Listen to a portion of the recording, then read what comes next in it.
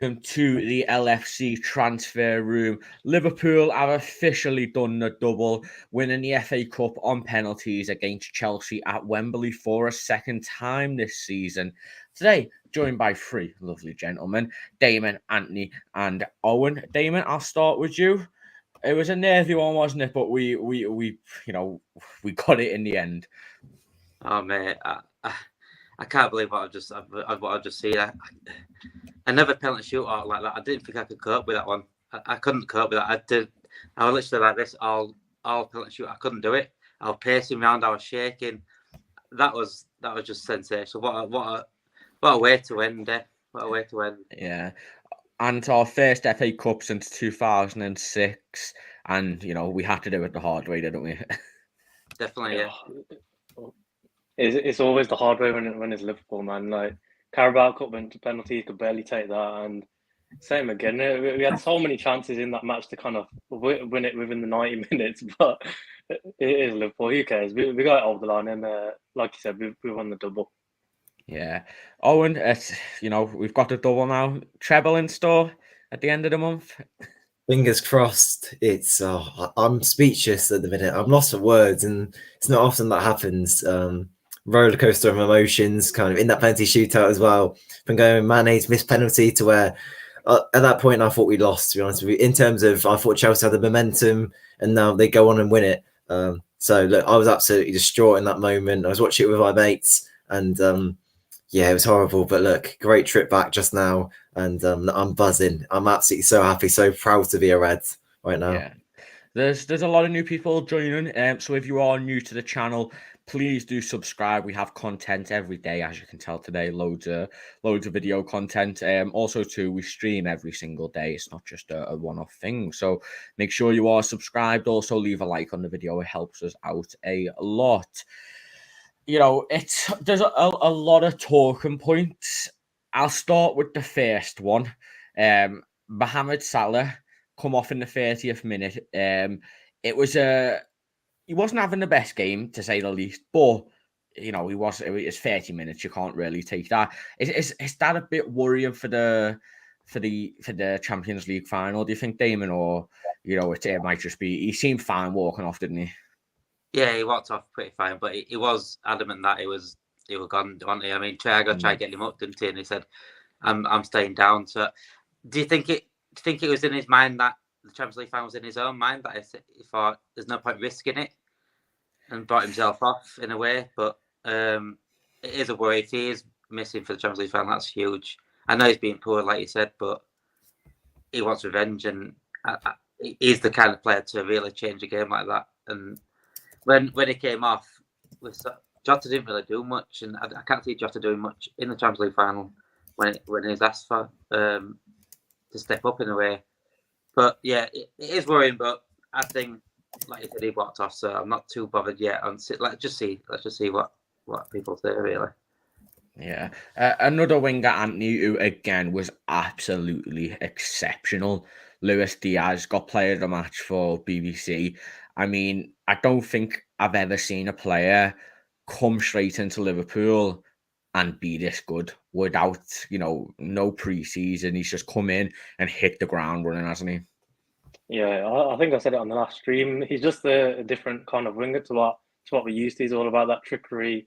He's got the pace and all the little skills, and he should have scored, man. He once he gets that finishing touch, I'll keep repeating myself on these streams, but once he gets that finishing touch, he's just unstoppable. And Chalobah, that's why I don't think Salah played bad, but he just didn't really get into the game because of how much Diaz was just ruining Chalobah on that left-hand side. So, if Diaz could keep it up for seasons to come, then we're in for a hell of a ride. But yeah, fantastic player. And I wouldn't have gave him man the match. I thought Mané arguably could have got it there, but who cares? We won the cup.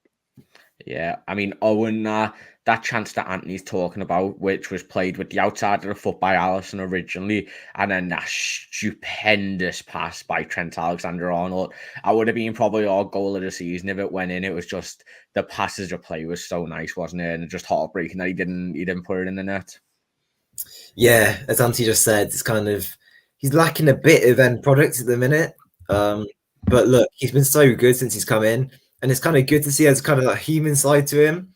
And as silly as it may sound, it shows that there's room for improvement and he can work on stuff. It's kind of like when people have kind of an unbelievable patch of form for a few months, you kind of go, well, they don't do anything wrong. You kind of think, well, at the end of the day, it's only going to get worse. Where with Diaz, you look at it and think it's only going to get better. A pre-season, I'm absolutely ecstatic for what's going to come with him. And you've said it so many times in the last couple of weeks. He's been so good and he deserves every bit of credit he's going to get.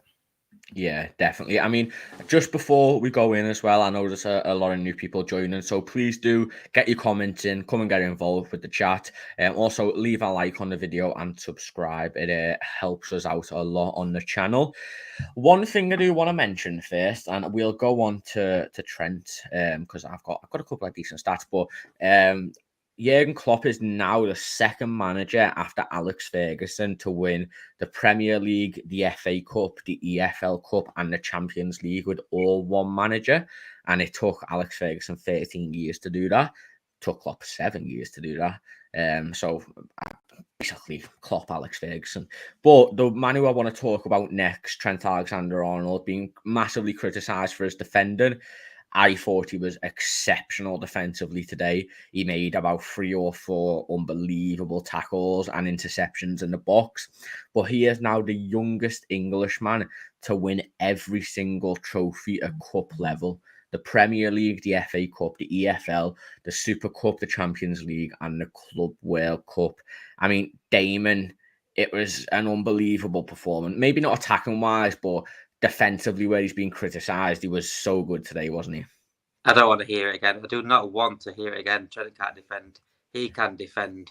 The amount of times he saved us today is ridiculous. Last-ditch tackles, off-the-line clearances, he was just impeccable. And he was something else. Attacking-wise, he still put some brilliant balls in, attacking-wise. There's just no one on the end of him. Every cross getting put in, it seems to be got to back person, just no one there. I don't know if that's because Diaz don't really make them sort of runs, does he, from the left? He's more of a attacker on the ball rather than when he's off the ball. He don't make them sort of runs like Jota would make or Manny would make at the back post. But yeah, I don't want to hear it anymore from any rivals. I don't want to hear Trent can't defend because he's just proven right there. FA Cup final, clutch moments. He defended as best as he's ever has done. Yeah, Anthony, in the Trent versus Reece James debate, in finals this season, Trent is up 2-0. They both played in both games. It ends the debate, in my opinion, doesn't it?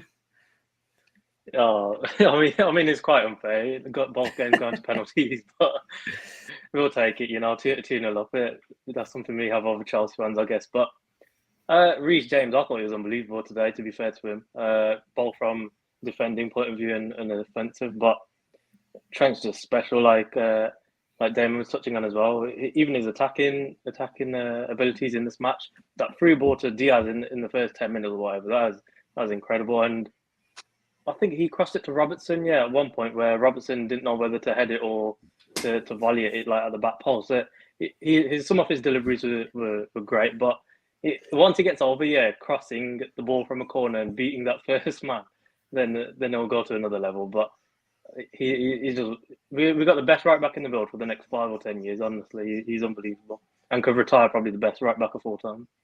Yeah, I mean, Owen, I know Steven Gerrard is probably a top 2 Liverpool legend of all time, especially players with Kenny Dalglish. But trophy-wise, I think Trent might be on the same as him or very close. I mean, could Trent retire as on the same level as Kenny and Steven Gerrard? Yeah, why not? Look, he's only 23 years old.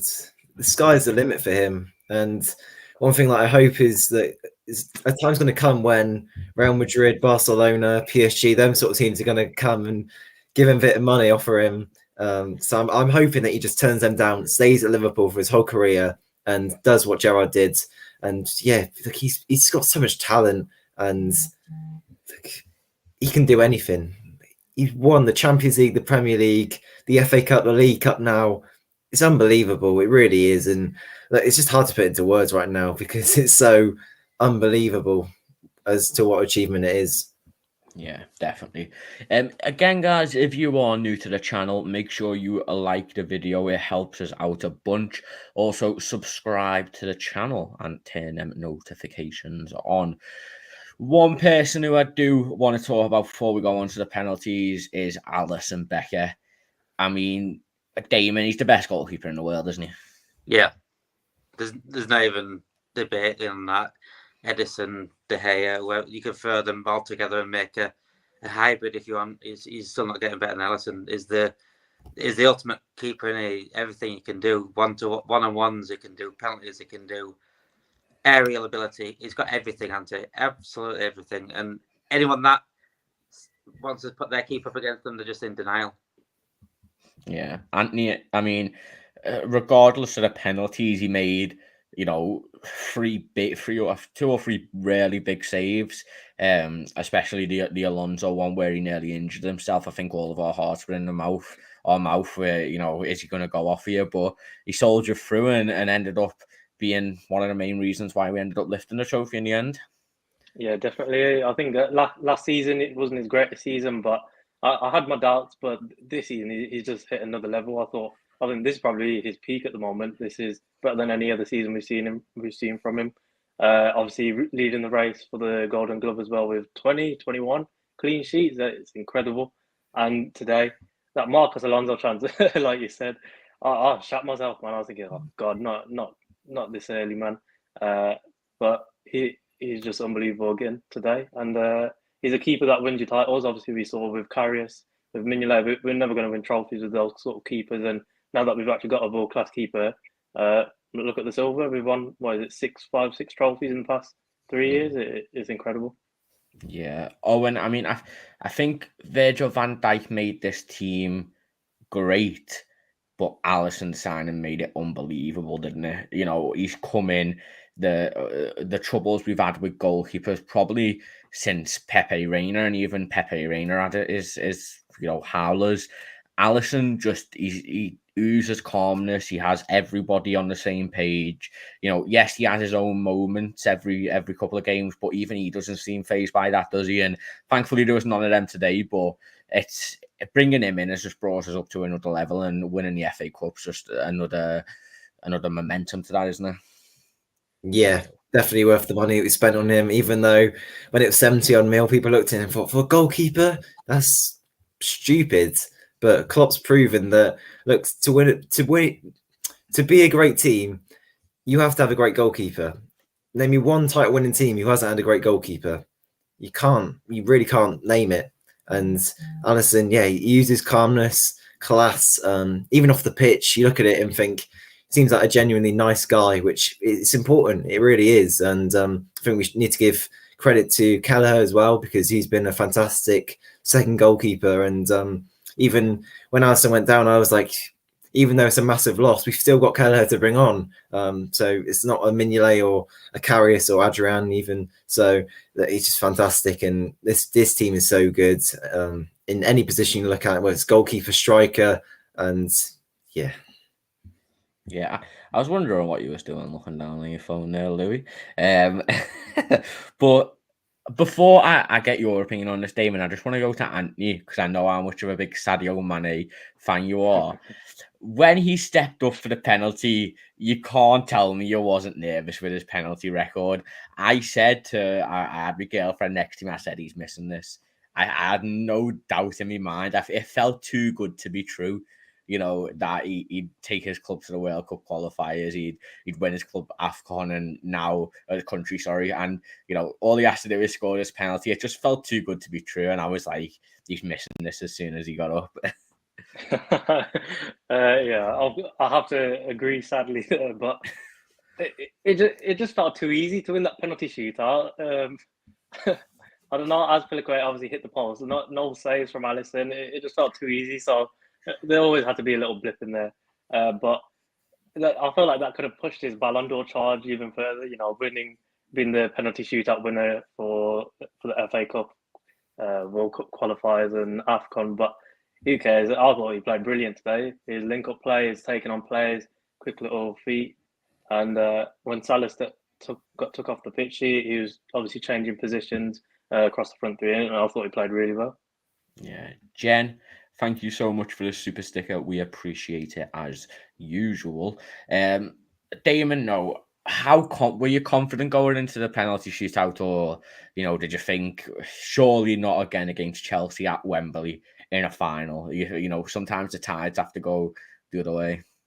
I don't think I'm ever confident going into penalty shootout because it is a potluck. But I am a little bit confident with this Liverpool team because of the mentality we've got.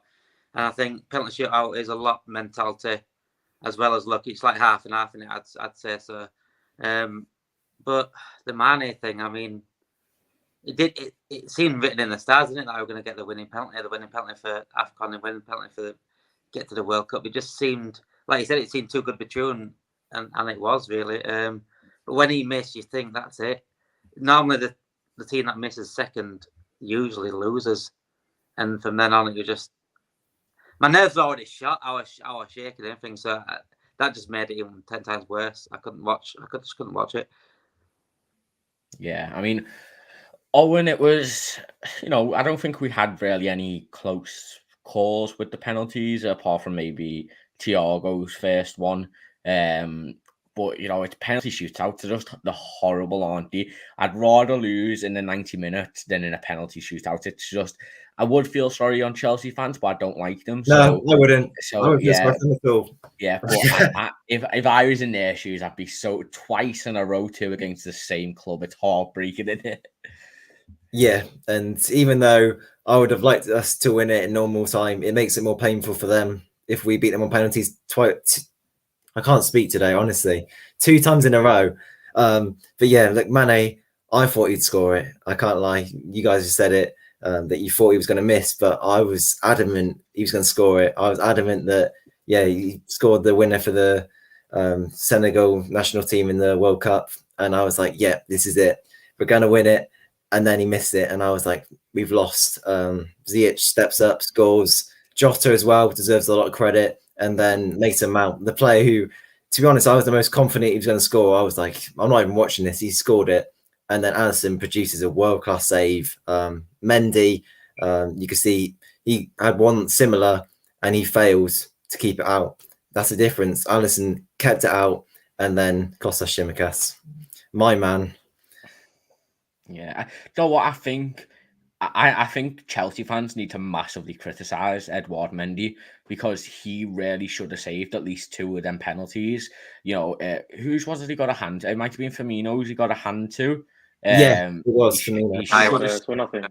He should have saved that one, and he should have saved the Jota one as well. I think he touched that one as well, didn't he? Oh, it was Milner's, wasn't it, the first one, actually? Oh, yeah, Milner's, yeah. So there was 2 he should have saved. I know Chelsea fans are massively critical of his penalties anyway. He's only saved 1 since he's played for Chelsea. But as you said, the Alisson save was unbelievable, with an outstretched arm, and it was a pretty decent hit from Mason Mount, who we know can hit a ball, but it's just the Liverpool way, isn't it? We've got to do it dirty. Can we give a shout out to Mason Mount, by the way?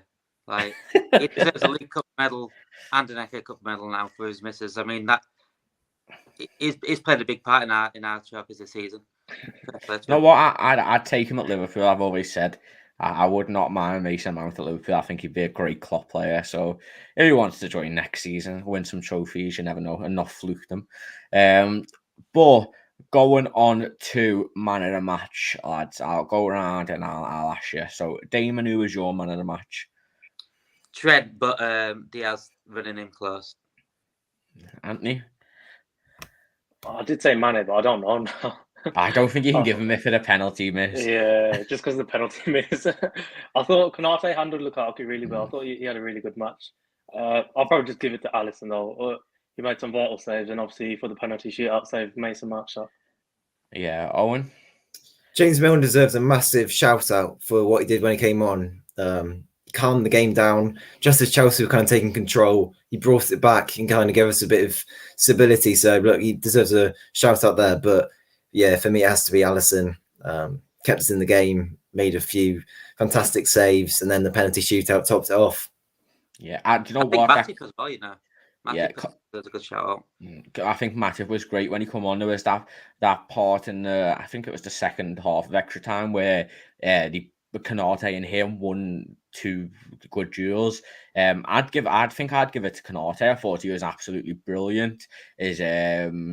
With who was it in the box where he wanted a penalty, but it was a great shoulder barge, Ziyech, I thought he absolutely dominated Lukaku. His passing was great. He was great in the air. He hasn't scored and he's a centre back, so he's not going to get applauded. But for the fact that he's only 22 years old, this is his. Did he play in the other final? I can't remember. I think at extra time. Yeah, so. Oh, he might have actually. I think he did. He took a penalty. Yeah. But it's his second ever club trophy, and for him to be playing with this much confidence, it's absolutely unbelievable. But now that the double is successfully done, I'll ask you about the potential quadruple. But if you are new, guys, please do leave a like on the video. It helps us out a bunch and gets us out there on YouTube more. Also, subscribe. I think we've had 100 subscribers today, so we're on the road to 5k now. But yeah, with the bell notifications on, as this comment said. There you go. But Damon, we've won the double. The Premier League's not looking as likely. Still not impossible if West Ham do us a favour tomorrow. But is there a triple on the cards here? Do you think we're gonna win a treble? Yeah, definitely. Well, I'm not saying definitely that we're going to win it, but definitely it's definitely on because we are the best team in the world at the moment, regardless of City playing well and stuff. I just don't think these sort of games suit us more than what teams like City do. I think even Chelsea suit these sort of games more than City do. So I think we'll prove that in Paris. I can't see Real Madrid handling our attack and handling the pressure because they don't face that every week. Teams like Chelsea face that pressure every single week in the Premiership, and they use that high intensity. Real Madrid aren't. When they face teams like Granada, who just sit back and Elche sit back, then it's a completely different ball game to the Premier League. So I think we could blow Real Madrid out of the water if we play anywhere near our best.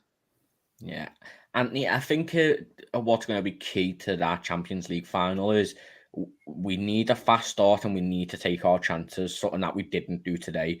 That Luis Diaz miss could against Real Madrid could be a detrimental moment, couldn't it? Yeah, it feels like it's kind of inevitable for Madrid to just get at least one goal just because of how well Benzema's doing. He could just score from anything. Same with Vinicius, but I feel like we should get over the line within the 90 minutes. I don't think Real Madrid is good defensively as Chelsea, but who knows? It's just what happens on the day. And obviously, we don't know if Salah's injured. If Van Dijk obviously come off, we don't know if he's injured for it. But I guess we'll just see on the day. But you know what? We could win 5 because obviously we have to play in the Community Shield as well now, don't we? But I think that counts as next season. Oh, okay. But and also too, that's an official friendly. Whereas that's why I always took the mick out of City fans for saying they won the 4 middle balls because 4+1. Yeah, but the FA Cup, the Community Shield is officially friendly, even because there's no extra time and there's unlimited subs. So, but we can count it if we want to. I know, but we're going to play against Buddy Haaland, aren't we? He's going to be our first match, but it's going to be a tough one. Everyone just hates playing Man City, don't they? But we got some exciting matches. Obviously, a couple of Premier League matches to go, and then Champions League final, and then obviously Community Shield. Yeah. Owen, are you confident for the Champions League final after watching that? We've won 2 out of 2 finals so far, with a third on the cards. To be honest, if we play like that, I'm not as confident. I think Fabinho's integral part of this team, and he is kind of the goal. I think he's back. Klopp said he's fine to train on Friday, apparently. Yeah, but it depends though whether he's at it and firing. We saw how he played against Villa. If he's playing like that against Madrid, then I'm not confident at all. But if he's at his best, then fantastic. Salah should be fine, but yet again, who knows? Van Dijk should be fine. Yet again, who knows? I think it has a lot of factors coming down to it. Even though the fact Real Madrid now kind of finished their season, got nothing to play for. I think that actually does fall into our hands a bit. And the fact that tomorrow, Man City against West Ham, whoever wins that game, well, if Man City win that game, the league is gone. It's gone. So then it means then in our two remaining games, you're shaking your head there, Anthony. You never know. Really? Man, come on, you got to be real. The league is gone. If Man City beat West Ham, we're not overseeing them a goal difference. I'm sorry. I'm delusional, mate, but But I think then Gerrard might pull off a masterclass. Who knows? But I think then Klopp will look at it and rotate players for the final. Then there's no point in running Mo into the ground or running Van Dijk into the ground. So you may as well make the changes and kind of prioritise that final. Look, if City do have an absolute stinker and bottle it, then it's going to look horrendous. But who knows? Yeah, Jen, again, massively appreciate your super sticker and your contribution to the channel. We always appreciate it, as we say. Just really quickly, let's just keep it going. We'll go around and do player ratings. I think it's a big enough game to give everyone player ratings. So I'll start off with Alisson. Louis gave Alisson a 10. We'll go around. Damon, what are you giving Ali? I give him an 8.5. I think it would have been an 8, and then the penalty just takes up a little notch. I can see Louis at the bottom of the. He's in the channel. You guys can't, but I can see him, and he's not happy with that, Damon. I'm a realist. Anthony, are you going high or maybe a bit more realistic? I think I have to give him a 10. He obviously clean sheet, and he saved the penalty to help us win it. Yeah, and Owen? I think it'll be a 9, just because, to be fair, if Manny scored that penalty, he wouldn't have saved the penalty. So technically, yeah, I don't think you can give him a 10 quite. He had a good game overall, very good game, but yeah, didn't do quite enough to warrant a 10. I didn't think he had enough to do. Yeah. Yeah, Really he made a few decent saves. Got to be a bit more busy to get being 9-10. Well, I mean, all right, let's look at this. Bear with me 1 second. I agree with Louis, if I'm going to be honest. I think he made, that the Alonso save was crucial. Yes, he didn't have absolutely loads to do, but the 2 shots that he did save were absolutely massive and should have been converted. And he's also saved a penalty in an FA Cup final. Like I'd probably lean more to a 9.5. Maybe you have to make one more big save to get a 10. But I think 8.5 is a bit too low, if I'm being honest, Damon. What about what did Kelleher get for Carabao Cup?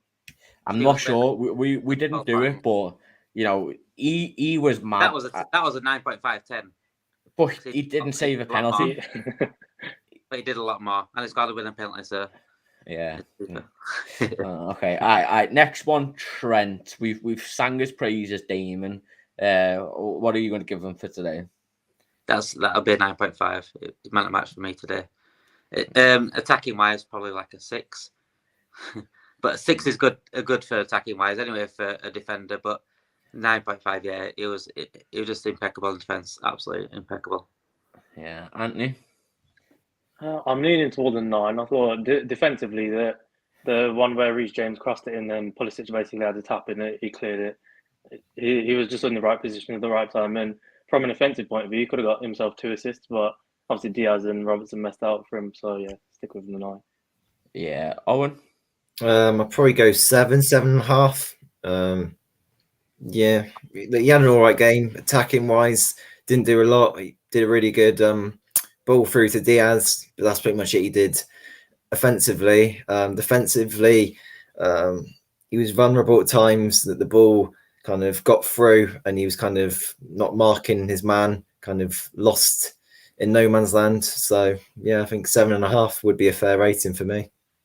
Louis gave me 8. I'd probably go an 8.5. I think the defensive contributions that he did, provide were goal saving. You know, especially the clearance, 2 clearances in the box, for the crosses from Reece James, I think they both were, and then obviously the slide tackle in the box as well. You know, I think they're definitely shots on target, if not goals. Attacking wise, yeah, I don't think he was the best, but going forward, I think defensively, I think he was great. Okay, Canate, Damon, we've praised him on here again. You know, Louis given him a 9. What are you going with? I agree with Louis. I'd give him a 9 as well. Like you said earlier, they dominated that Chelsea line. No matter who it was, going through middle, Loftus-Cheek, Lukaku, Ziyech, Mount. He dominated every single one of them. So yeah, he was better than Van Dijk today. Even though Van Dijk went up injured, he was still better than Van Dijk as a whole 90. Yeah, do you agree with that, Anthony?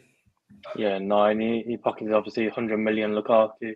Not the first time he's pocketed a world-class striker this season, and yeah, clean sheet, 9 out of 10. Owen? Yeah, totally agree. 9 out of 10. Solid, like, strength. It's like none other apart from Van Dijk. And then Van Dijk is an absolute freak in terms of what he can achieve and what he does on a football pitch. So even when Van Dijk came off, I was like, right, we've still got Canate, we've still got Matip, and not many teams can take off Virgil van Dijk and still have that confidence. But yeah, he was unreal, and he's been unreal for the last few months. He deserves a lot of credit. Come in and look, Matip was playing his best football of his career, and he's taking him out of the team. So fair play to him. Yeah, I think next season is definitely you definitely give Canate the shouters, the first team centre back partnership for Virgil. But going on to Virgil, Damon, came off injured for an extra time. But apart from that, he did a great job, didn't he? He did all right, yeah. He wasn't at Canate's level today, so I would probably give him an 8. He did what he needed to do, but like I said, it was mainly going on Canate's side, so Canate did all the defending. Van Dijk just sort of cleaned up every now and then. So yeah, 8. Yeah. Anthony? I'll probably go with 7.5. I think, like Damon said, all the attacks kind of went down Canate's side, and Van Dijk didn't really do much. But whenever he was needed, he done his job. Yeah, and Owen, would you agree? A pretty middle of the park score there. I'd go 8.5. I think he pocketed Lukaku, and you got to remember Lukaku just found form again. He's been scoring goals again, and he's been looking like the player that Chelsea thought they were getting. So, look, massive credit to him. And yeah, he did all he could today. Yeah, they just targeted down Canate's side, but what team isn't going to target Canate over Van Dijk really? So, look, yeah, Van Dijk, same as usual, fantastic. Yeah, I'd give Van Dijk an 8. Okay, next one I think is a bit controversial from Louis here. You give Andy Robertson an 8. I think Robertson should have scored 2 goals. He definitely should have scored 1 goal. The one where he hit the post should have definitely went in. And I think he looked absolutely knackered to me. I mean, what are your thoughts on Robertson today, Damon? Honestly, 5. I'm being deadly serious. On Robertson's standards, he's dropped off massively. And Robertson's standards, that's a 5. And you can't beat around the bush with that. It's a 5. He missed an open net near enough. Again, passing the ball away out every opportunity. What has happened to him? I don't know what has actually happened to Robertson. I think he needs a big vest in the team now. It's not like we ain't got anyone as backup now. Tsimikas has just been immense, hasn't it, since we've bought him, and it just feels like we haven't even lost Robertson when Tsimikas comes on. I hope he brings it back, a bit like Mane. When Mane came through the middle, he's changed. So I'm hoping Robertson as a second wind at some point. But yeah, 5. I'm not being around the bush. Yeah, it wasn't his best game today, was it, Anthony? I don't think it was a 5 out of 10. I thought he did really well from a offensive point of view, but recent weeks defensively he has been more for target than Trent, to be honest. Like, it felt kind of easy to get past him. Like Reece James was having all the space down that right hand side or left hand side for Robertson, obviously, but could have got himself an assist as well. Obviously, Jota should have scored right in the end of the first half, but I don't think it was that bad. I'll say 7 out of 10. Yeah, Owen. I agree with Damon here. I'm really glad he said it. And yeah, like he was average today, well, below average even, and really disappointing. But he just looks knackered, and I kind of feel sorry for him to the point where Klopp needs to see it and give him a rest now. I believe Shimkas played the other night against Villa, didn't he? Yeah, he did. So look, why not play him again Tuesday? And yeah, look, I really hope Robertson can come back and kind of refine that form. But yeah, no real signs of it at the minute, unfortunately. Do you know what? I'd probably go with 6.5. I don't think it was. I think them two misses brought his score down for me, especially the one where he hit the post. That should have went in. Okay. Before we go to the next one, if you are new, please, or just joining the stream, please do leave a like on the video. Also, if you're new to the channel, please subscribe and get that bell notification on. It helps the channel out a bunch. Okay, next one, Naby Keita. I thought he had a good game, Damon. I don't think he was the best midfielder, but I don't think he was bad by any stretches. Louis gave Keita an 8. Louis kind, isn't he? He's kind of with ratings, very kind. Is he related to any of these, by any chance? Louis enjoying his pizza. And Naby wasn't an 8. Louis, do you want in, Louis? Let's bring him in. All right, come on. He's eating his pizza, but we'll bring him in. We won the FA Cup, right? Louis Robertson, how's it going? Well, Robbo, like, no one got the right hand side was fine. It was Marcus Alonso who had all the space on the other side. So, yeah, maybe I was generous with an 8. I'll give him a 7 in retrospect. All right, but I'm not being kind. We've won the domestic double. All right, these players deserve some slack. It's Thiago. I'm curious to hear about from all of you, but I'll leave you to it. I'm giving Naby a 7, by the way. A 7, right? I don't think he did enough to get an 8, but Louis likes his ratings a bit higher than this. So yeah, I give Naby a 7. I don't think he was the Naby that we used to seeing, but it was better than he has been last couple of games because he's been terrible last couple of games. So yeah, it's just a simple 7 for me for Naby. Anthony? Oh, you know what? I'm one of Keita's biggest fans, but I'd say he had a bit of a stinker this match. I didn't think he played well at all. Probably about 6, maybe. I'd say that's average. But the first 20 minutes is kind of non-existent. But I think defensively he won quite a few tackles, and he just did a solid performance. It wasn't anything special like how he played against Man City in that.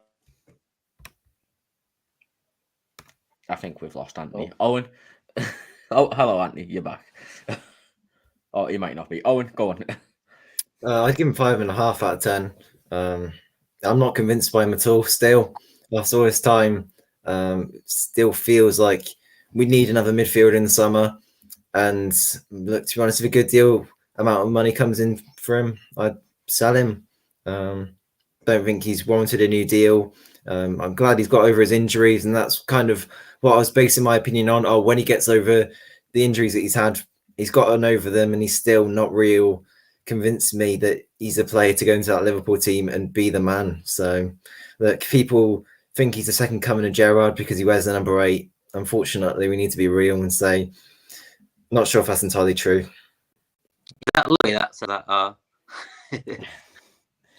Oh, there we go. We lost Andy. If he comes back in, we'll get him back in. There he is straight away. All right, Anthony. Okay, next one that Louis said he's curious to hear about is Thiago Alcantara. I thought he had a great game personally, Damon. I mean, I don't know what your thoughts are, but Louis gave him a 7. You know what? I actually agree with Louis. Because again, like Robert, I'm going to compare it to his standards, and he wasn't at his best today. He was still one of the best on the pitch because it's Thiago. I mean, he still can control the ball, could still control the game in a way, and at times it didn't like took the mickey a little bit out of the Chelsea defence, but at times he wasn't as clinical he was on the ball that it normally is. I mean, some of the passes were quite astray. And that's just not the Thiago that we used to see. I don't think. Like I said, I'm comparing it to the standard that they've set and the standard that I know that they can play, like Robert. So yeah, I'm just going to agree with Louis on that one. 7. Anthony? I'm going to agree as well. I thought a couple of his passes went astray, like Damon said, but in general, he controlled the. I mean, actually, did he control the game? I don't think he controlled the game, but he did pretty well, both defensively and offensively. But there weren't really much substance to his performance, I guess. But he just did his job. 7 out of 10. Owen, what are your thoughts? Yeah, agree. 7 out of 10. Not his best game by any means, but look, couldn't have done much wrong.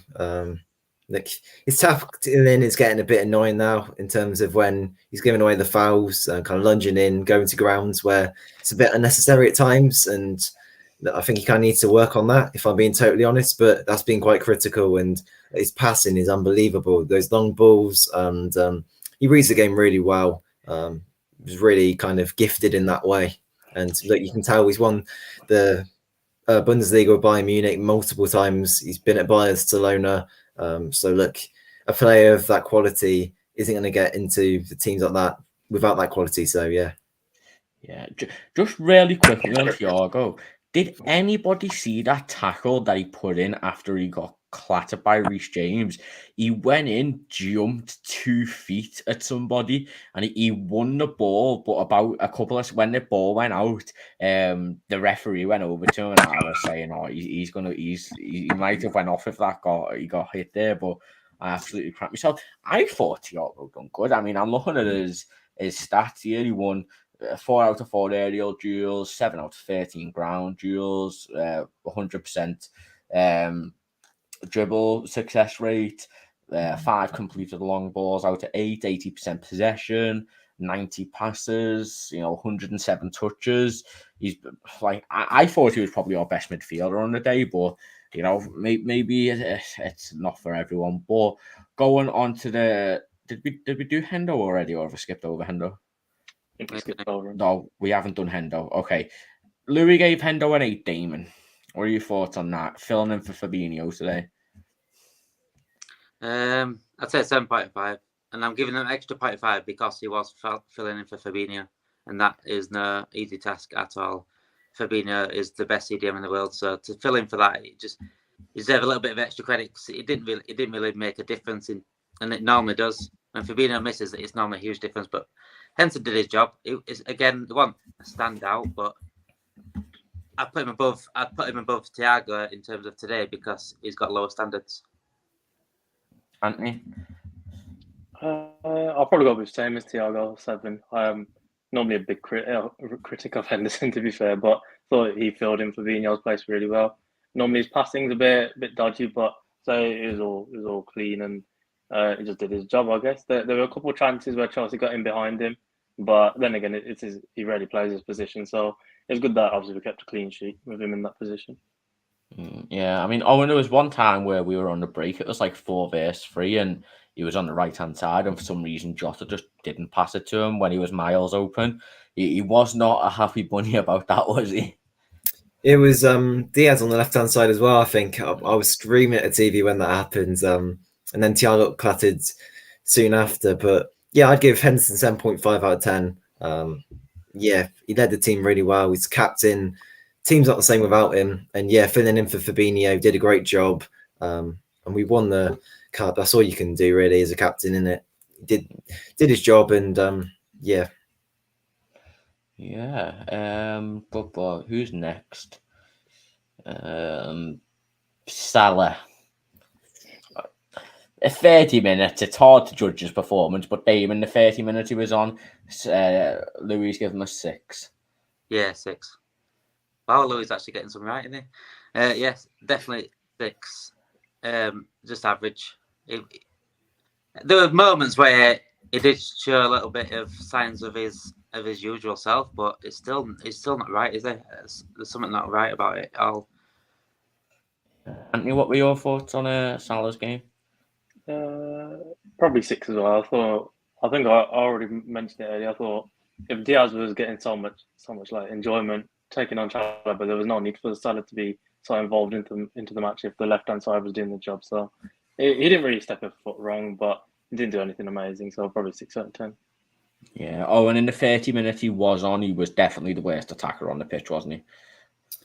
Yeah, that would be fair to say. Yeah, just not the Salah that we're used to seeing as of the past year or so. I think, yeah, you have to give him 6 out of 10. Didn't create much. Kind of oozed off the ball by the Chelsea defenders. So, yeah, 6 out of 10 average from him, unfortunately. Yeah. Again, guys, if you are new, please do leave a like on the video and subscribe to the channel with the bell notification on. It helps the channel out a bunch, and we'll be streaming daily and videos. Louis, I know you're eating. Can I hand it over to you? Because I've got 3% on my laptop. Kris is joining too in a bit. So if any of you three need to go, we're just going to keep going for as long as possible. So, but my laptop's about to die. So I'll hand it over to you, but make sure you subscribe and all that good stuff. Right. Right.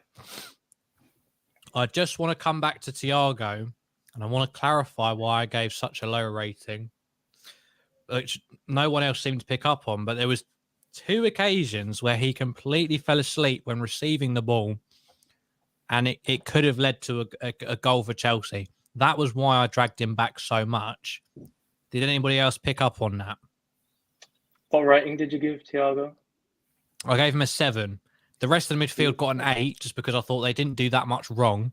But Thiago, I dragged him back because although he was good for most of the game, I felt like his mistakes ultimately could have left to us losing. There more was than there anyone was one else.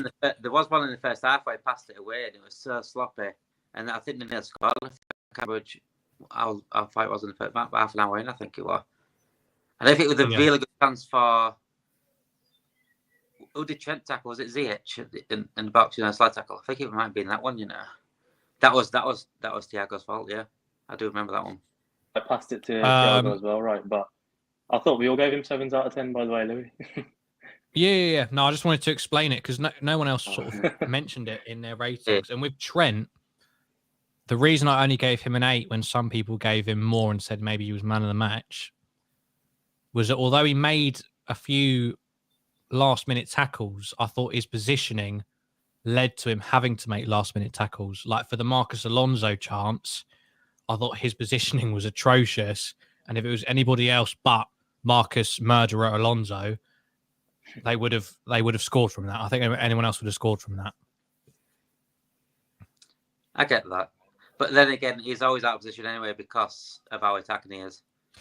Well, no, I get what you mean, but for that one, he was with the back 4, but he was like, if you watch that goal, if you watch that chance again, he was with the back 4, but his positioning was so weird, and he just never looked over his shoulder to see where Marcus Alonso was. But was it? Yeah, hey, we'll never know. Who have we not rated yet? Have we done the whole starting 11 yet? We've done Salah, got Salah, and we got Mane and Salah. So Mane, what would we give him? And if anyone needs to tag out at any point, Kris is waiting, so just let me know. So Damon, what would you give Mane?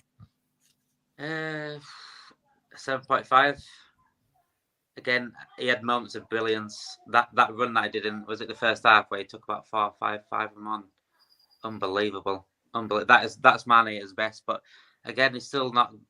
He won't get in positions which he has been recently, and to score positions which is the man that we're used to recently. But yeah, just a 7.5. I think not special.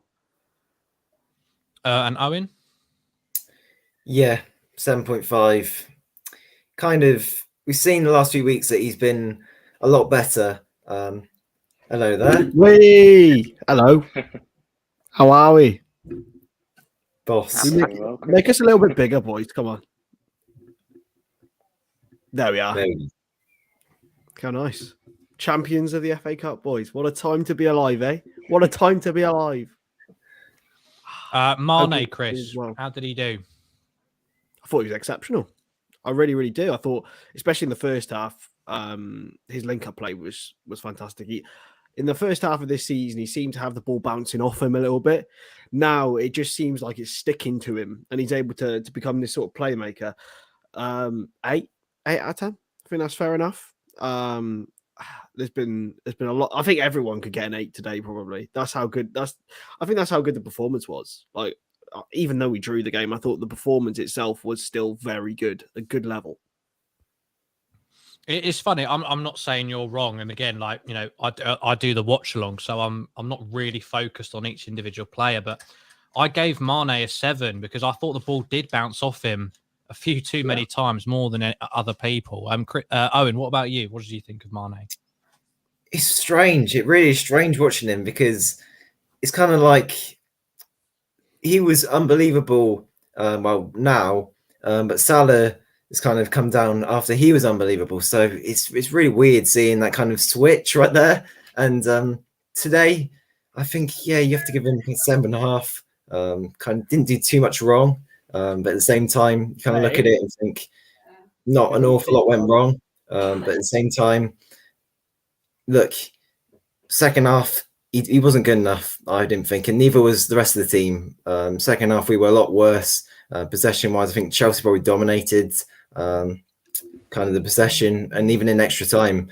So I don't think you can give him a too high rating, if I'm being totally honest.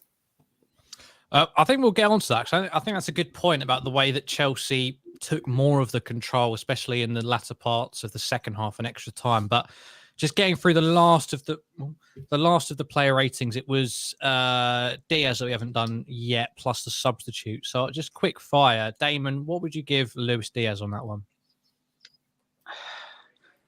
If he could shoot, what a play! If he could shoot, honestly, give him Torres' feet, he'd be unbelievable. He'd be breaking records. He'd be getting salad numbers. Seriously, he's so confident. I've never who said it earlier that he's coming into this club ground running. I mean, unbelievable. The confidence this guy has is just scary for the rest of Europe. And this is half a season under Jurgen Klopp. Half a season. He hasn't even had pre-season yet. Just wait till he gets pre-season next year. I'd give him a 9, but if he could shoot, it'd have been a straight 10.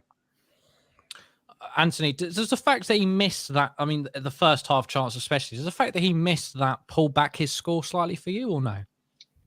Definitely. I think if he scores, then you have to give him the sort of highest of ratings and move 90 minutes in it. So he'll probably man the match for me as well. But I'd say 8 is kind of fair. He had Chalobah on ropes. That left-hand side was just all his basically throughout that whole match. And even Mane, by the way, he kind of just skipped my rating for Mane. I thought he did really well. I think I agree with Kris. 8 out of 10. Just his link-up play just improved so much. Obviously, first half of the season, the guy couldn't control anything, but now he's taking on players like it's nothing. Like the old Sadio Mane's back, but we got exciting forwards to say the least. And Kris, Luis Diaz, what do you make of it today? Words can't describe the impact he's made. He brings something so different on the ball to every other forward we have. It's got to be.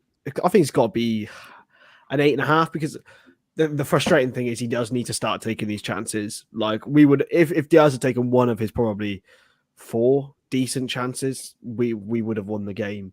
But the thing is, he's fashioned those chances for himself, which is why people are still impressed with him. So yeah, I think 8.5 would be fair. And Owen, finish us off on Luis Diaz, and then we'll do the subs. He ran himself into the ground today. He was absolutely exhausted when he came off. I saw people complaining, why has he been taken off? You could see why, because he was so tired, and shows the level of commitment he's given to the football club. He's come in and been a breath of fresh air. And I'd go 8.5 out of 10 today. And with the subs, I'm going to leave this open to the floor, so someone do jump in. But I'm going to go with Matip first because I gave him an 8. And I know he only played the extra time, but I think the potential psychological effect of Virgil van Dijk having to come off, for me, was almost at the level of Mo Salah having to leave the pitch in Kiev in 2018 or whichever year it was. So for Matip to come on with an unproven partnership of Matip and Konate, for me, was massive. What do you guys think of it? Someone jump in. Madness. How well he played. It was... We've expected this from Joel Matip. Like, over the years he's been at Liverpool, he has been consistently good. Like, I don't think he's ever been really someone who we've thought, oh, he's not good enough to play for Liverpool. But I've never really thought of him in a way that he could step up and be a leader like that. And with Van Dijk going off that field, Liverpool could have capitulated. Like, it could have happened. It genuinely could have happened. He's such a colossal influence. But Matip, in every sense of the word, stepped in, and arguably, we didn't concede many sort of clear-cut chances in that extra time. It felt like it was always a bombardment on us, but we didn't really concede much, and purely because Matip was there a lot of the time. So yeah, he was just brilliant. He really, really was. If anyone else got anything to add on to that, on how He's brilliant right. Joel Matip was, Right. I mean, all the pressure was on Matip in that match, because when you lose someone like Van Dijk, I mean, that's the worst case scenario, isn't it? As for Jurgen Klopp, that's the worst, probably worst injury to have at that point in time. And for Matip to come in and step in, go on to the right hand side, Konate move to the left, it sort of give a bit of calmness that Van Dijk gives. He is a bit like Van Dijk now, He's slowly changing to Van Dijk with like giraffe legs. It's unbelievable. He's just like it didn't even feel like Van Dijk come off the pitch, to be fair. Just casual replacement for him, I guess. But like Kris was saying, we never sort of imagined Joel Matip turning into this sort of player. Like, I still remember 17-18 when we were getting slapped 5-0 by Man City at the Etihad. Like, it just felt like, is he that guy that will take us maybe to the next level? But he's definitely proved it these recent seasons. It just shows what happens when you're not partnered up with Lovren, doesn't it? Unfortunately, bless him. Next person I want to talk about, I'll come to Owen to this one because it's kind of his guy, James Milner. I think when he was substituted on, I mean, especially, I don't know about the wider Liverpool community, I don't know about you guys, but in the watch along with myself, there was a lot of like, oh my God, James Milner's coming on. What's going on here?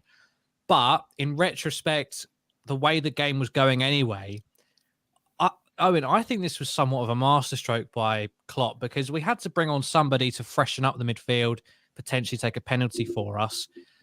I don't think anybody else on the bench could have come on and done that. I know Curtis Jones was on the bench and he played against Villa. I don't think he could have done what James Milner does, which was, it wasn't pretty, but he helped to get us over the line, because by extra time, you could see that Chelsea just had that slightly better option off the bench, that slightly better attacking option off the bench. They didn't even bring on Havertz, did they? He was still on the bench by the end of the game. It just shows the depth that they had. Whereas it just felt like we were really sort of running on ice, considering how many games we've played. James Milner coming on just got us over the line, didn't he? The game was calling out for James Milner. Kind of when he came on, the calmness, the passion. He's putting in a challenge. If sometimes we were letting players like Pulisic just run past us, we weren't putting in a challenge. And I was calling it for since minute one. I was saying, get Naby off, get Milner on. We need that guy. Like, honestly, he's a legend for his football club. And honestly, like, it's so crazy how people don't rate him. I just can't get my head around it, how people can slander him in this big age of 2022, that he's still performing. And look, if he doesn't get that contract, it's simply a disgrace. Yeah, and look, it does kind of show the lack of options we have when you kind of got Curtis Jones and James Milner, 36 years old, on the bench, really, in the midfield options. So I think we do need another midfielder in the summer.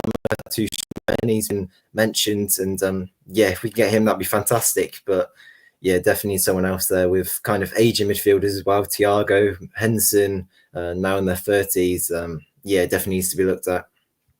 I was with you until you said from minute one we should get James Milner on. Yeah, that's why I was like, I saw Kris not shaking his head, so I'll let you take over from there. Yeah, minute one, maybe minute 65. And that is the special sort of reserved part of the game for James Milner. Look, he's class. He's shown it for the last 15, 16 years over his career, plus, well, nearly 20 years now. He's been bang on every single time for all the clubs he's played for. I'm not sure he's got the facilities to be playing 120 minutes of football. I think he did brilliantly for the hour that he was on. But yeah, just a cracking professional. And I was a little bit scared that he missed his penalty, to be honest. The next substitute that I'd want to cover is Diogo Jota, someone who came on relatively early with Mo Salah going off the pitch, picked ahead of Roberto Firmino. Anthony, I'll come to you first with this one. It's someone who's kind of been moved to the periphery of the Liverpool squad recently with the rise of Luis Diaz, the rebirth of Sadio Mane as the number 9. I really feel sympathy for Diogo Jota, and he just wasn't given much to work with today, was he? I don't feel sympathy for him. I think when you sign for this sort of club, you should expect to be not starting every single match, even. But that's what happens. His performances are kind of dropped off lately, and he's not been involved in the goals as much. So that's what's going to happen. You're going to get replaced for a few matches. But I don't think Jota was awful, but he really should have scored that first chance he had when Robertson crossed it to him in the first half. And his link-up play, he gets criticised a lot for his link-up play. I don't think it's that bad, I've got to be honest. I think he's got nice little quick feet that he quick little passes in. And he could have scored again in the second half. But I think he gets over-criticised sometimes, Jota. Yeah, I mean, Damon, I feel like he's been shafted in the last few games, to put it politely, in that we've seen the best of him when he's given that role as the number 9, albeit he doesn't play the number 9 role to the best of our system in terms of the way that a Firmino plays it or a Mane plays it, in that he doesn't drop back as much, he doesn't fill in the midfield, he doesn't link up as well as those two can do it. But ultimately, with Mane and Jota on the pitch and then Firmino, I felt like Mane can do a job on the right. So I don't know why you wouldn't just give Jota a go, see what he can do in the middle, and put Mane onto the right, where he's had a fair amount of success as well. What do you make of it? Yeah, that made no sense, did it, putting Jota at right? I just thought it made him not even enter the game in a way, because he's been playing poor anyway up front, but on the right, it was like he wasn't on the pitch. It was like having 10 men at times. And that wasn't down to Jota in a way, because Klopp put him there. Klopp shouldn't have put him there. Like you said, Mane could play on the right. Mane's played on the right. Mane started on the right when he came to Liverpool, and he was unbelievable. I still prefer Jota on the left, if I'm honest. Like you said, Jota doesn't suit this system as a number 9. He doesn't, and that's not his fault. It's just not that sort of player. But on the left, is incredible. So I'd like to see him back at left if he does get some more game time. But I think he needs to take a leaf out of Mane's tree, and the way Mane stepped up since Diaz has come, I think he needs to sort of do the same, because Mane's thought, I've got a competition here, and he sort of stepped his game up, and Jota might need to do the same, I think. Sorry, Lou. Go on, Kris. I think I understand why people may think, why was Jota put on the right, but I think you answered your own question within that.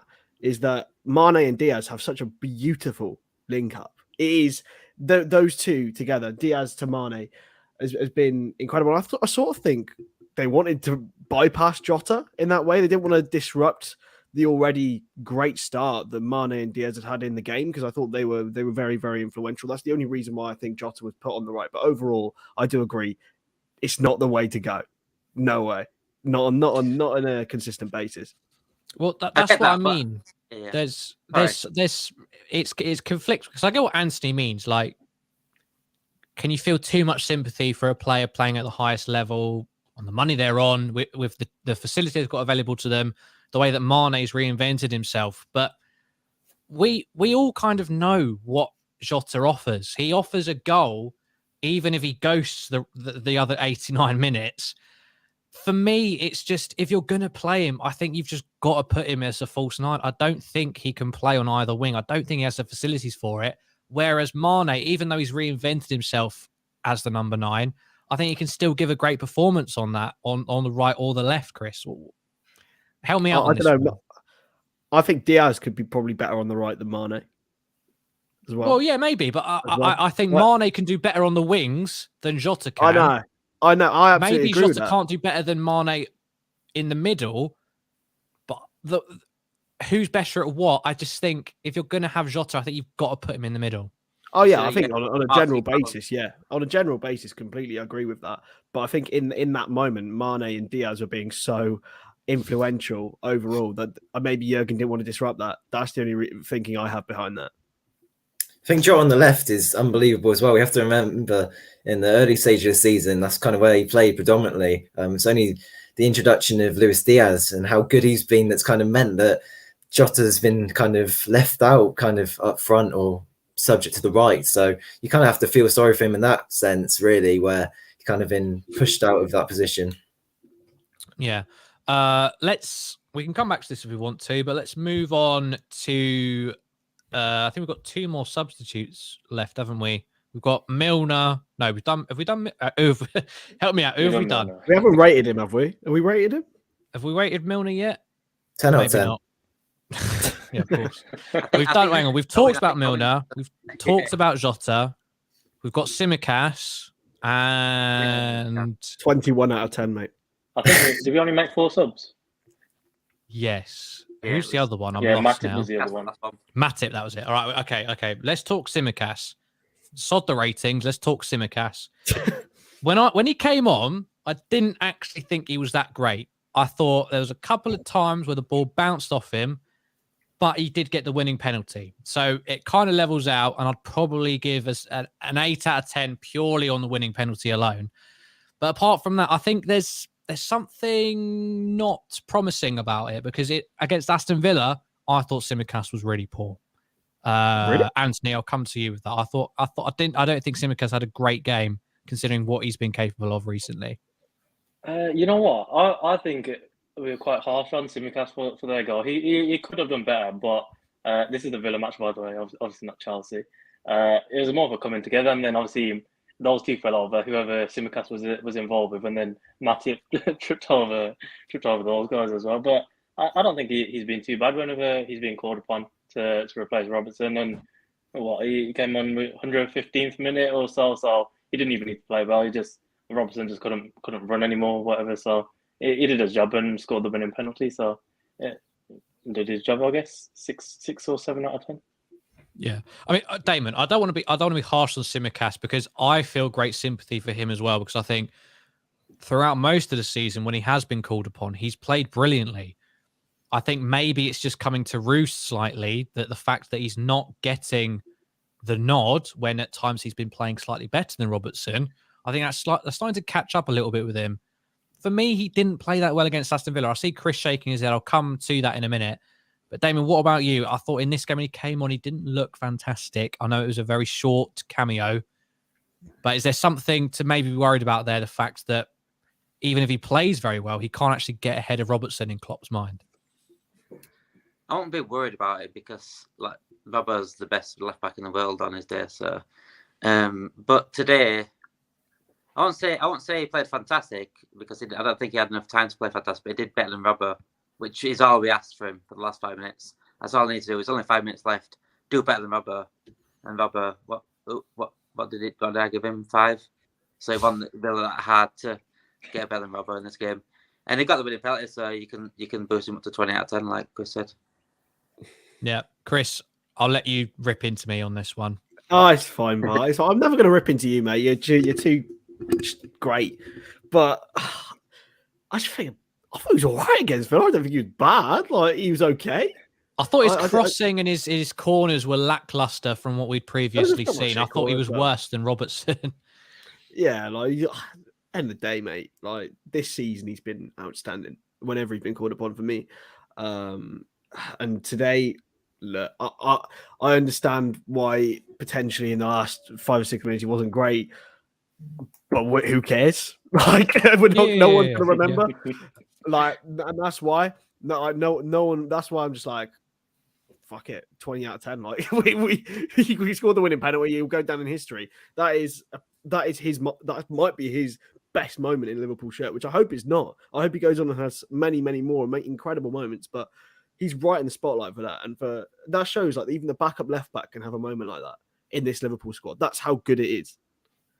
Yeah, no, I totally agree. Thank you, everybody who is still watching. Please do subscribe if you haven't done already, and please like the video. I'm half cut. I'm wired. I'm ready to go late into the night. But if anyone wants to tag out, please just let me know, and we'll I let you might, go. I might That's have to no go and do a problem. Louis and get my pizza in.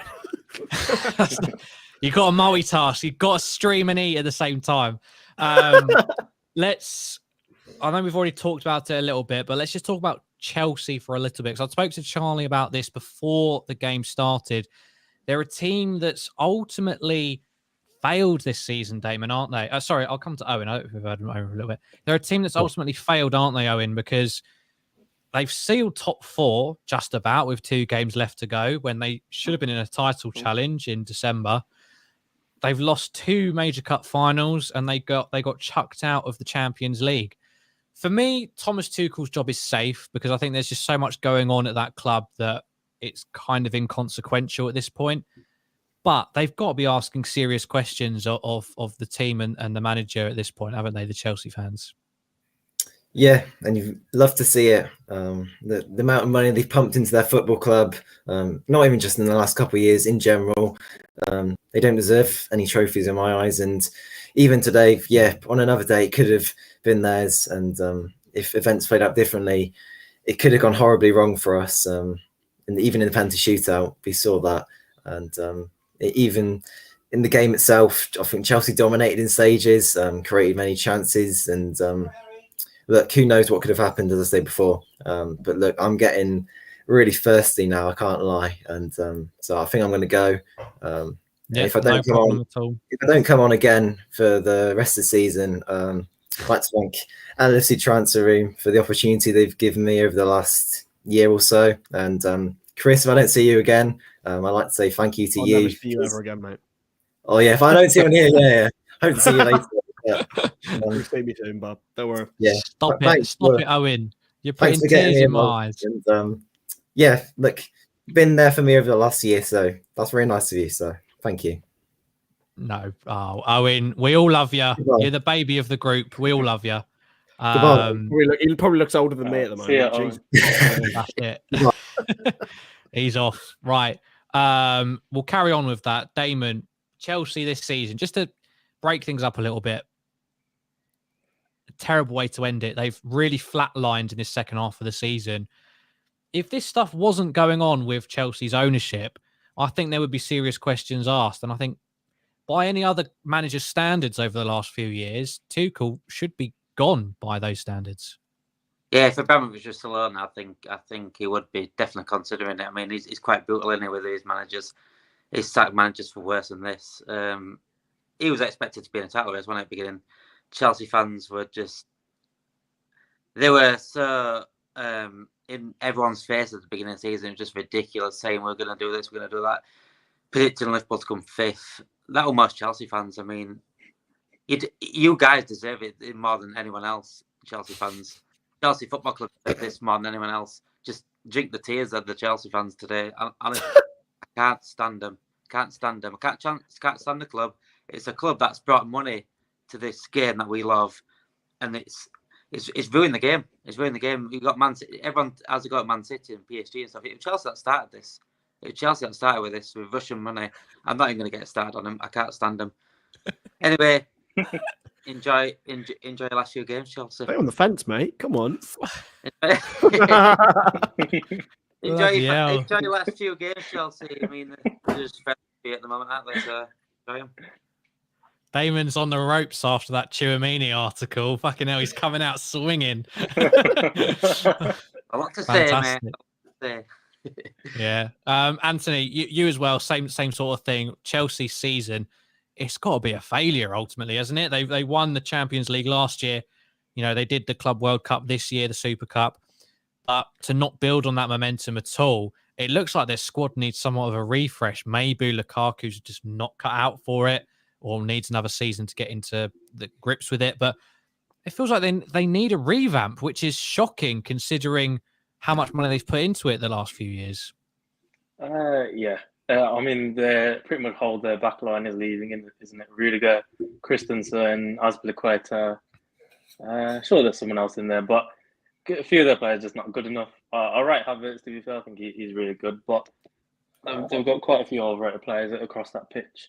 But even Tuchel, I I just don't rate the guy. I think very fluky Champions League last season. He played against a Madrid side with injuries all over the pitch, and then Pep just overthought that final. He played against Man City side without Rodri, without a defensive midfielder, so he didn't really have much of a job there to win a Champions League. But obviously, he's won the Super Cup and the Club World Cup. But even as Liverpool fans, I think we can admit that they're not great achievements, but nice to have, I guess. But yeah, complete shambles from him. 0 trophies, and hope they can enjoy that one.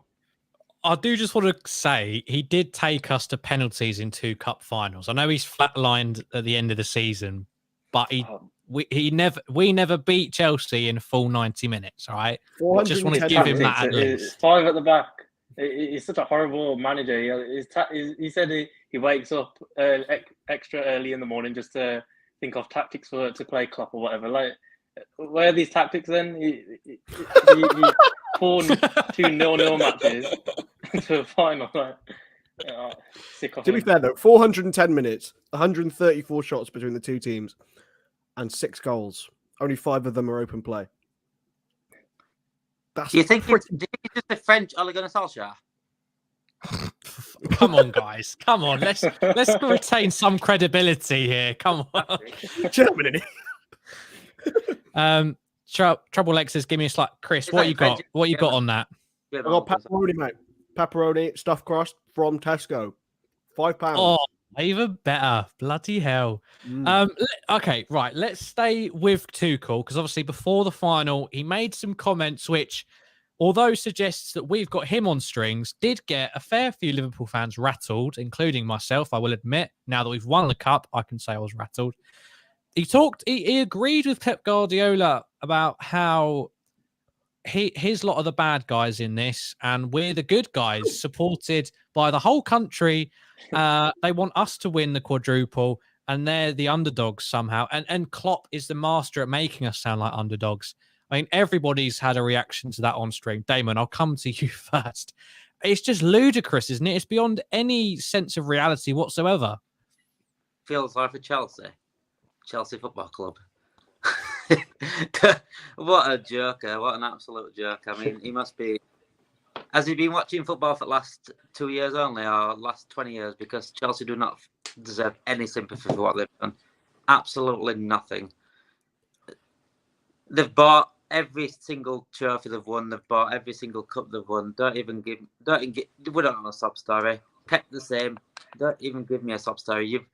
You cried about coming out of the Champions League, and then you got a get well soon present. Erling Haaland, there you go. Get well soon, Pep. Sorry for your loss. Sorry for your Real Madrid loss. Here you go, Erling Haaland. Don't give me that. I've never seen Damon so angry. He's turning bright red. I respect. I can't stand United more than anyone, but at least I respect them as a football club. These teams are just mercenaries. I mean, Anthony, more than just, we shouldn't feel any sympathy towards Chelsea or Man City, which I don't anyway. But to suggest that, I just don't know where this comes from. Is it because Carragher's on the Sky Sports commentary team, and Graham Souness? But just because we've actually got legends to go on there, they've got Mika Richards, Man City. John Terry sometimes goes on there. Just because there's a couple of players who've played for us doesn't mean the whole media is on our side, does it? Of course not. I love how you said they've got legends on there and the Mika Richards, but I think they're just jealous, to be honest. Realistically, obviously, we're going to be a bit biased here, but with Liverpool, it's kind of like cult is quite a negative word, isn't it? But it's like we've got kind of everyone understands Liverpool in a sense, you know what I mean? Whereas Man City is just like without the typical cliche, obviously, kind of plastic supporters. Same with Chelsea, I guess you could say. But and Tuchel and Pep probably just want that same feeling that Klopp gets with the fans. Tuchel managed Mainz, same with Dortmund, just following in his footsteps, and he just wants to be like him, but he can't. That's the sad reality for him. But look at the send off Klopp got at Borussia Dortmund compared to Tuchel. Tuchel, he went to PSG, won some Farmers Leagues, but he's never going to be like Klopp, and neither will Pep. And I've got to go, by the way, my iPhone's dying. That's my all right. We're charger's losing. gone. We're going down one man at a time. It's fine. No worries. Thank you very much for It's joining us, Anthony. Yeah. Take care. Cheers, Ant. Just broke up at the right time. Right. Oh my God. Hang on. Let's get us sorted out here. Get an overlay on. 3-person overlay. There we go. Yeah, Kris, sorry to interrupt your pizza. I'll let you finish that slice. But just on the same thing, like, regardless of the media anyway, I mean, it's clear that neither Tuchel nor Pep or anybody covering this story has thought about this season in particular. Almost every club we've traveled to away from home, their fans have said some vile things. Like, I mean, particularly the likes of Leicester, which is surprising considering the state of Leicester as a city, the things they've said about Liverpool, many other clubs as well. If you even thought about that for half a second, how could you possibly suggest that we're somehow the country sweethearts? We are ultimately more hated than Man City or Chelsea because nobody cares about them. Yeah, I agree. I think if I take a very small sample, a small case sample of the pub I was in this afternoon, I think 90% of the people were supporting Chelsea. Now, I can tell you right now that they weren't all Chelsea fans. They all wanted Liverpool to lose because they just don't. And I respect that. Like, just say, look, I want Man City to win because I've got more friends who are Liverpool fans, or I've got blah, blah, that sort of stuff. It's like, it's fine. I respect it. It's okay. Don't worry. Don't cry about it. But then it's just all of this stuff like it is clutching its straws and playing the mind games. I understand why they do it. It's because they want to rile up fans and maybe even get into people's heads. But it is a little bit pathetic. I'm not gonna lie. It's a bit pathetic, and now they look but they both look stupid. To be honest, they really do. Yeah, I mean, we're getting to that point where every time Man City play, every time Pep Guardiola makes a comment. Sorry, we're going into the title race again now, but it is an important thing as well. But every time they play a game, every time Pep Guardiola makes a statement or a press conference, we somehow get brought into it. But Damon, I feel like it's interesting because it's definitely not a case of we are the media favourites, we're the fan favourites, we're everyone's second team in the league. That is I think that's a ridiculous joke considering the disgusting chants, the general attitude on Twitter, the footballing world in terms of what they think of the city of Liverpool, Scousers, which none of us three happen to be, which is quite ironic, but the team as well, everything it stands for. But for me, it just shows it's not that we're more popular. It's just that Man City in particular are so irrelevant. The only reason that people want Man City to win the league is because it means Liverpool don't. That's the only reason, isn't it, Damon? Yeah, they are, like you said, they're irrelevant. They're a relevant club. They weren't even a club until like 10 years ago. So like you said, it's jealousy. I don't know who said it earlier, but it's just jealousy. That's the only thing I can think of. The media like us. I mean, people still go on about Gerrard slipping. That was 2014, wasn't it? I mean, that's ridiculous. They even showed it on BBC. Did Gerrard slip? I thought this isn't even. It's not even Premier League. What you're doing? I know it was Chelsea, Liverpool, but this is FA Cup. What are you even showing us for?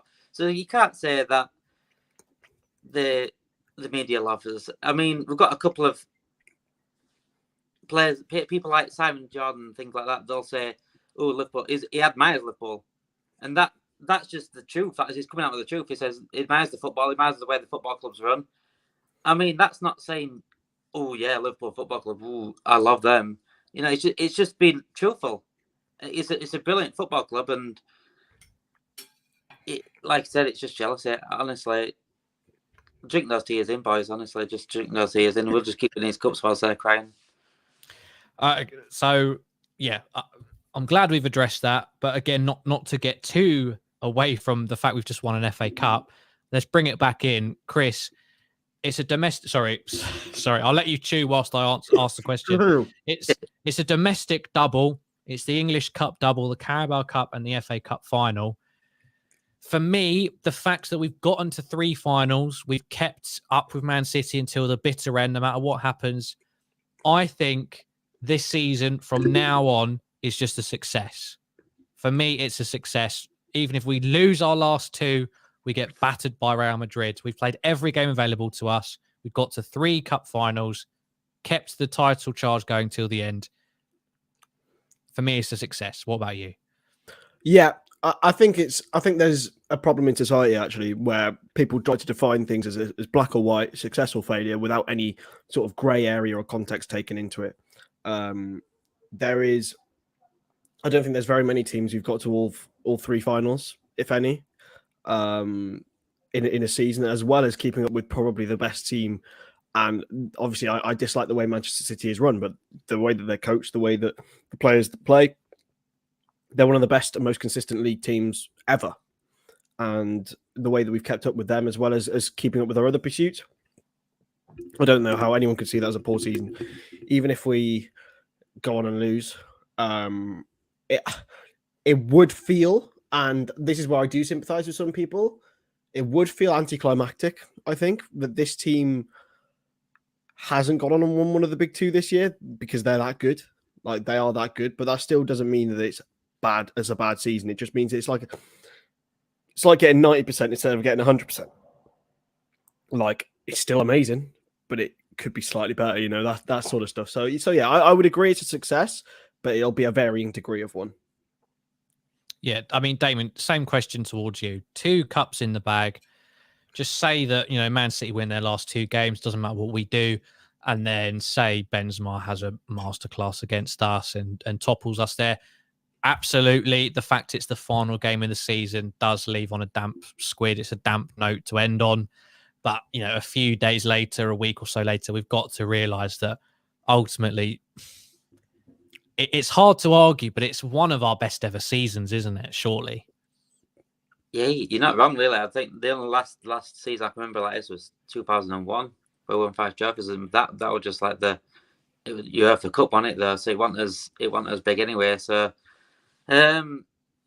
like you said, I think after the game, the week after the game, if we lost, then it would feel like a failure. But that's raw feelings, right? Everyone feels as negative as they do on their emotions like that, and within a week after and things. But as it dies down, would it be a successful season? Of course it would. We've won a cup double. I mean, we came into this season predicted to come 5th in the league. So don't ever let the people tell you that those that are predicting 5th in the league and they say you can't celebrate a cup double and 2nd in the league. You know, it's just a lot of rubbish, really. Those people that say that. We've got Champions League final left now. I still think we'll win anyway. I don't even want to think about losing it yet. Let's talk just a couple of things that kind of semi overshadow today. That's the loss of Mo Salah, the substitution of Van Dijk, which he's revealed is a tweak. He was able to walk off, sit on the bench, didn't need medical treatment, but we await further news of that. And Andy Robertson as well. Not clear if he was just knackered or if he twinged something. 3 very important players, Kris, isn't it? With Fabinho out already, for a minute in the first half, it looked like Thiago might need to come off as well. I know. And Alisson. Yeah, and Alisson as well. I mean, the fact we're playing 60 games in a season, it's starting to catch up a little bit, isn't it? Yeah, I think it's just the magnitude of the occasion as well. Look, I just hope and pray that that Virgil and Alisson are fit. Virgil and Mo are fit for Paris, and I think they will be. I think that's the reason why they were taken off. I think if that game was Paris, say we're in extra time in Paris, I don't think Van Dijk goes off. I really don't. I think he stays on because he's that key, but because it's the FA Cup and we've got, I know it's disrespectful, but Champions League is bigger fish to fry. That's why he was saved for that. Mo said he's okay, so that's good. But yeah, it's nerves, and it's a combination with the fact that they played so many games, and that's fair enough. Like, they're allowed to go down once in a while because these boys are absolute machines. Yeah, Damon, Adam says Mo said in an interview he's good for the UCL, but again, Fabinho said he was absolutely fine when he came off. I mean, players aren't necessarily the greatest judgments of what they've picked up, but it's not just the Champions League, is it? We need to be ready in case Man City slip up against West Ham, or if Gerrard feels like writing a headline once again. But Matip came on and did a fantastic job alongside Konate. And with the 2 games we've got left, you'd feel like that would be enough. Mo Salah, at the end of the day, hasn't been providing as much as usual, and Luis Diaz has more than made up for that. And who was the last one? Andy Robertson. Tsimikas has come in and done a fantastic job. So really, as long as they're fine for the Champions League final, but even then, potentially, apart from Van Dijk, maybe you could make an argument that we'd be okay without them. We could still play our natural game. Yeah, it's such a tough scenario, isn't it? Because these 2 players, these 3 players, Fabinho, Van Dijk and Salah, are so key to the way we play. And they have been top 5, probably best players we've had in the last 3-4 years, along with Trent and Alisson. So if they miss the Champions League final, it's massive. It's absolutely massive. We can't afford them to miss. But then again, we've got, like you said, we've still got the league to play for at the moment. It looks unlikely, obviously, but it's so good to have those players that we've got as backup, because 2 years ago we didn't have your Thiago, we didn't have your Naby Keita was always injured. We didn't have Diaz. You know, we couldn't afford to drop Salah. We couldn't afford to drop Van Dijk. But at the moment, we do. So I think it depends on tomorrow in terms of the Premier League. Because if Man City do win, I think Klopp will see it's done as dusted. I don't think he'll see Villa getting a result away to City. Not a win anyway. So I can see him invested in players against Southampton and Villa. We are definitely coming towards the end. Yeah, I'm probably going to have to go. The tiredness is getting in a little bit. That's no... Damon, what about you? Are you all right? I've already had to put my phone in charge. I've knocked it down twice. Yeah, I'm probably going to have to head off, boys. I'm going to give my parents a call because they're on their way back from Wembley. So, no worries, Kris. Thank you very much for coming on. You take care. Hang on a second. There we go. Right. The final 2 left. Liverpool injuries out there. Liverpool injuries we are. Yeah, exactly. We're falling down one at a time. Hyla says Konate was better than Van Dijk today. He's just getting better and better. I think that was slightly reflected in the player ratings as well, from what I heard, and I think from what I gave as well. I mean, I don't think for 1 minute we could say that Konate is a better centre-back than Van Dijk, but maybe Van Dijk is... He's got that aura around him where the players aren't going to target him, are they? They're always going to go for the other centre-back or the wing-back, but Konate is proving more than an equal match for that. So ultimately, Van Dijk's doing what he can do, but Konate is picking up more of the credit, isn't he? Because Lukaku was more interested in going after Konate, and he has to cover for Trent as well, who does push up high. I mean, this is a great way for Konate to impress and earn that aura that Van Dijk has as well. It's only going to make him better, isn't it, really? I mean, it's the same with keepers. Keepers that play for lower in the league teams tend to get better because they're facing so many more shots. They're getting obviously more busier, so they're going to get better at shot stopping. They're going to improve in development. It's the same with defenders. If they're defending more in a team that defends more, they're going to get better naturally because that's just more practice makes perfect, doesn't it?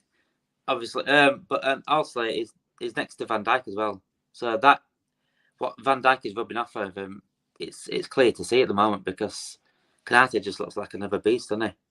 He literally looks like another Van Dijk, and we are sorted with him. We just need now maybe a future one after Van Dijk. But don't worry about that. Easier said than done, isn't it? Though it really is. Van Dijk. Yeah. But I mean, I know Matip is the same age as Van Dijk, or maybe a year or two younger. But I think this is massive. The fact that in an FA Cup final, Matip and Konate were able to hold out against a Chelsea team that were on the up, had the fresher attackers. I feel like that's a potentially big moment where maybe we could actually start to give Van Dijk a rest every now and then in Premier League games because he plays so much football, and maybe that's what sort of caught up to him today. But we'll find that out in the next They couple of days. were I'm busy sure. as well, those two, because Chelsea dominated that extra time. They were a lot Yeah. busy. They had a lot more defending to do, and they were so calm together. Like you said, it's such a relief that we saw that.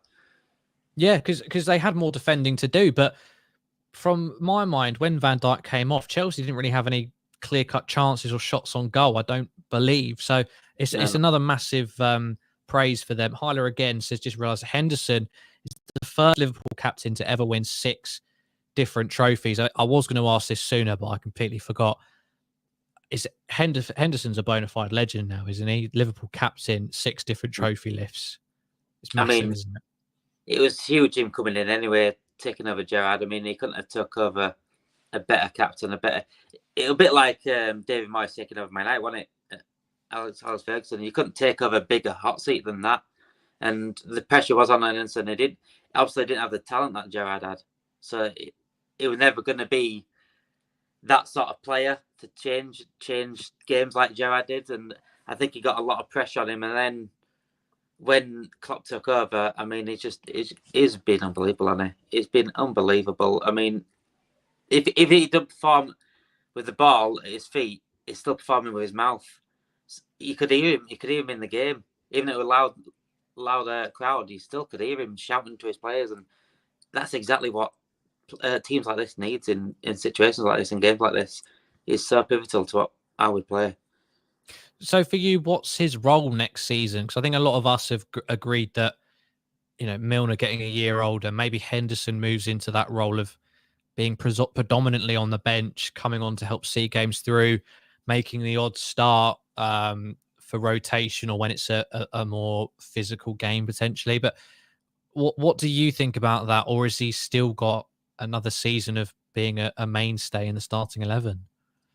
If we got too many, then too many Fab and Thiago can't be really rivaled in terms of talent and as a first team.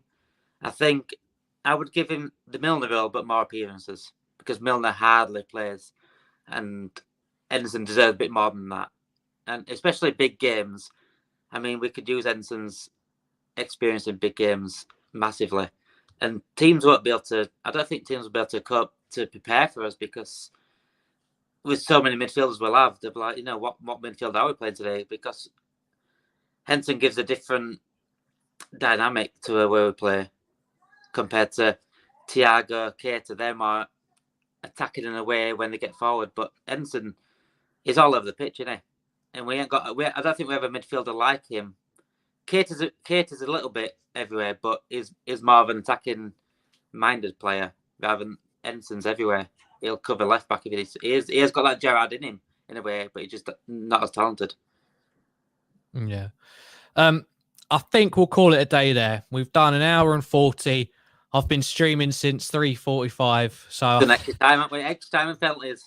Exactly. Yeah. I think we're all knackered and ready to just celebrate in our own way. So I think we'll call it a day there. Thank you very, very much to everybody who's joined us throughout the day, whether that was the watch along, the player ratings, or the fan forum now.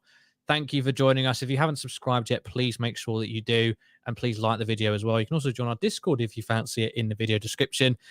Thank you to Damon. Thank you to Kris. Thank you to Charlie, Anthony, and Owen, all for being a part of this today. We're the domestic English Cup champions this year, the domestic double. And we've still got another shot at another trophy at least.